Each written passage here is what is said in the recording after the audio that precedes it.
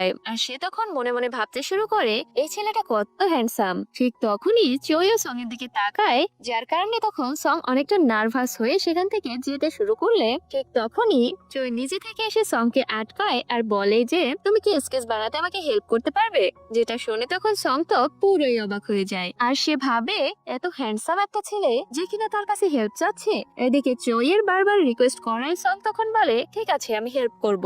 অন্যদিকে তখন আমরা সং এর দুই বান্ধবী নিনা এবং আয়নাকে দেখতে পাই, যারা কিনা তখন সংকেই খুঁজছিল। ঠিক তখনই সামনে সংকে দেখে ওরা অবাক হয়ে যায়। আসলে সং তখন সবার সামনে বসেছিল এবং বাকিরা সবাই সং এর স্কেচ তৈরি করছিল, কিন্তু সং তখন অনেকটাই নার্ভাস ফিল করছিল, যেটা তখন চয় বুঝতে পারে আর ইশারায় তখন সংকে সরি বলে এবং সাহস যোগায়, যেটা দেখে সংও নিজের কনফিডেন্স ফিরে পায়। কিছুক্ষণ পর স্কেচ করা শেষ হলে একে একে সবাই তখন সংকে সেগুলো দিয়ে দেয়, কিন্তু সবাই এখানে খুব বাজেভাবে স্কেচ করছিল তার, যেটা দেখে তখন নিনা আর আয়না হাসতে শুরু করে। এরপর সবার শেষে ত্রয়ী আসে আর নিজের করা স্কেচ দিয়ে বলে যদি তোমার আমার করা স্কেচ পছন্দ হয় তাহলে পরে অবশ্যই আমাকে কল করে জানিও। আর তোমার নাম কি? যেটা শুনে সং তখন একটু নার্ভাস হয়ে বলে আমার নাম সং। যেটা শুনে চই তখন বলে আমি তোমার নাম কখনোই ভুলবো না। ঠিক এটা বলেই তখন চই সেখান থেকে চলে যায়।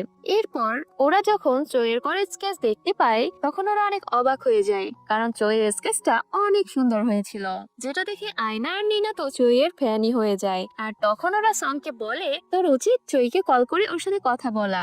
এরপর তিন বান্ধবী একটু রেস্টুরেন্টে তখন খাবার খেতে চলে আসে, যেখানে তখন আয়না আর নিনা মিলে সংকে জোর করতে থাকে চইকে কল করার জন্য, কিন্তু সং এটাতে তখন রাজি হতে চায় না। যেটা দেখে তখন নিনা সংকে ধরে রাখে এবং আয়না সেই সুযোগে সং এর ফোন দিয়ে চইকে কল করে। আর যখন কল রিসিভ হয় তখনই আয়না ফোনটা সং এর হাতে ধরিয়ে দেয়।